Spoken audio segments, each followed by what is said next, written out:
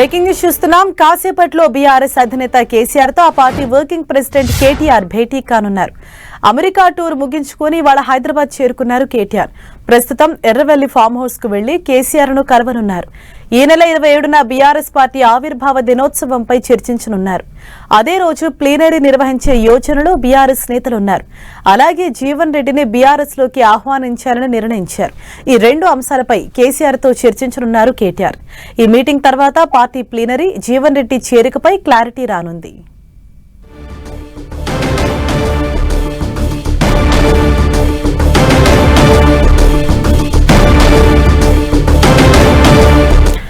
మరింత సమాచారం మా ప్రతినిధి కరుణాకర్ మనకు అందిస్తారు. కరుణాకర్, కేసీఆర్ తో కేటీఆర్ భేటీ కాబోతున్నట్లు తెలుస్తోంది. ఆయన వెంట ఎవరెవరు వెళ్తున్నారు, అలాగే ఏ అంశాలపైన కేసీఆర్ తో చర్చించబోతున్నారు? టీఆర్ఎస్ వర్కింగ్ ప్రెసిడెంట్ కేటీఆర్ తన నివాసం నుంచి బయలుదేరి ఎర్రవల్లి ఫామ్ హౌస్కు వెళ్తారు. దాదాపు 2 గంటల ప్రాంతంలో కేసీఆర్తో కేటీఆర్ భేటీ అయ్యే అవకాశం కనిపిస్తోంది. దాదాపు 8 రోజుల అమెరికా పర్యటన ముగించుకొని కేటీఆర్ ఈ తెల్లవారుజామునే హైదరాబాద్కు వచ్చారు.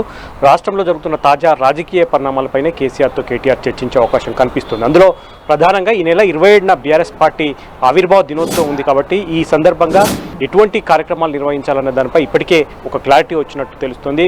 ప్రధానంగా ఆ రోజు అంటే ఏప్రిల్ 27న ప్లీనరీ నిర్వహించాలి, ఎక్కడ నిర్వహించాలన్న దానిపై కూడా కొంత క్లారిటీ రావాల్సిన అవసరం ఉంది.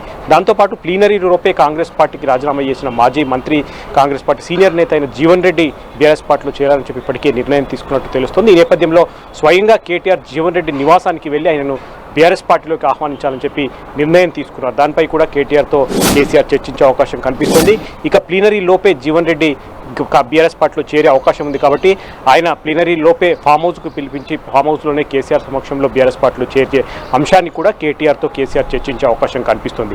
ఇక ప్లీనరీ కావచ్చు, ఆవిర్భావ దినోత్సవంతో పాటు రాష్ట్రంలో నెలకొన్న తాజా పరిణామాలు కావచ్చు, మనం చూస్తున్నాం. ఈ రోజుకు హైకోర్టులో కాళేశ్వరం కమిషన్కు సంబంధించిన సుదీర్ఘమైన చర్చ తర్వాత ఈ తీర్పు 2 వారాలకు వాయిదా వేసిన నేపథ్యంలో ఈ అంశం కూడా చర్చకు వచ్చే అవకాశం కనిపిస్తుంది.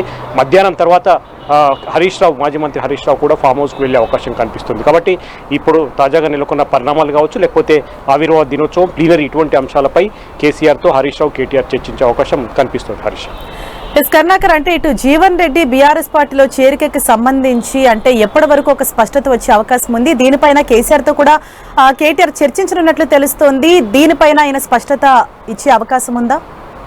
ఇప్పటికే ఎవరైతే బీఆర్ఎస్ పార్టీ నేతలు జీవన్ రెడ్డికి టచ్లోకి వెళ్లారు, జీవన్ రెడ్డి కాంగ్రెస్ పార్టీకి రాజీనామా చేసిన తర్వాత సుదీర్ఘమైన చర్చలు, సుదీర్ఘమైన తర్జన భర్జన తర్వాత ఆయన బీఆర్ఎస్ పార్టీలో చేరాలని చెప్పి నిర్ణయం తీసుకున్నారు. అయితే ఆయనకు గౌరవం ఇస్తూ, ఎందుకంటే కాంగ్రెస్ పార్టీలో సుదీర్ఘంగా 40 ఏళ్లకు పైగా పనిచేశారు, మంత్రిగా కూడా పనిచేశారు, సీనియర్ నేత కాబట్టి ఆయనను గౌరవిస్తూ నేరుగా కేటీఆర్ జీవన్ రెడ్డి నివాసానికి వెళ్ళి ఆయనను సగౌరవంగా బీఆర్ఎస్ పార్టీలోకి ఆహ్వానించే అవకాశం కనిపిస్తోంది. ఈ విషయంపైన ఈరోజు కేసీఆర్తో కేటీఆర్ చర్చించే అవకాశం కనిపిస్తోంది. కేటీఆర్ జీవన్ రెడ్డి నివాసానికి వెళ్ళి ఆహ్వానించిన తర్వాత మంచి ముహూర్తం చూసుకొని ఆయన బీఆర్ఎస్ పార్టీలో చేరే అవకాశం కనిపిస్తుంది. మనకున్న సమాచారం మేరకు జీవన్ రెడ్డి నేరుగా ఫామ్ హౌస్కి వెళ్ళి కేసీఆర్ సమక్షంలోనే ఆయన కండువా కప్పుకునే అవకాశం కనిపిస్తుంది. ఆ తర్వాత ఆవిర్భావ దినోత్సవం రోజు కూడా భారీ ఎత్తున సభ నిర్వహించేందుకు ఈసారి నిర్ణయం తీసుకోలేదు కాబట్టి, ఎందుకంటే ప్రస్తుతం ఉన్న పరిస్థితుల నేపథ్యంలో సింపుల్గా ప్లీనరీ నిర్వహించాలని చెప్పి బీఆర్ఎస్ పార్టీ నిర్ణయం తీసుకుంది. ఉమ్మడి రంగారెడ్డి జిల్లా హైదరాబాద్ ఒక ప్రాంతంలో ఎక్కడో ప్లీనరీ నిర్వహించే అవకాశం కనిపిస్తుంది కాబట్టి ప్లీనరీ ఎక్కడ నిర్వహించాలి, ప్లీనరీకి ఎంతమందిని ఆహ్వానించాలి, ఎటువంటి కార్యక్రమాలు నిర్వహించాలనే దానిపైనే ఈరోజు కేటీఆర్ హరీష్ రావు కావచ్చు కేసీఆర్తో భేటీలో కొంత క్లారిటీ వచ్చే అవకాశం కనిపిస్తుంది. హరీష్ కరుణాకర్, అంటే ప్రధానంగా పార్టీ ఆవిర్భావ దినోత్సవం కావచ్చు, ప్లీనరీ, అలాగే జీవన్ రెడ్డి చేరిక, అలాగే పార్టీలో ఇతరత్ర అంశాల గురించి చర్చించినట్లు తెలుస్తోంది. అంటే ఈ భేటీ తర్వాత మీడియాకు ఆ డీటెయిల్స్ వివరించే అవకాశం ఉందా? సుమారు ఎన్ని గంటల పాటు వీరి భేటీ జరగబోతోంది? ఖచ్చితంగా 2 గంటల ప్రాంతంలో కేటీఆర్ హైదరాబాద్ నుంచి బయలుదేరి ఫామ్ హౌస్కు చేరుకుంటారు. సుదీర్ఘంగా చర్చించే అవకాశం కనిపిస్తుంది. ఎందుకంటే కేటీఆర్ దాదాపు 8 రోజుల పాటు అమెరికాలో పర్యటించారు. ఈ నేపథ్యంలో రాష్ట్రంలో నెలకొన్న తాజా పరిణామాలన్నింటిపై కూడా వీళ్ళిద్దరు చర్చించే అవకాశం కనిపిస్తోంది.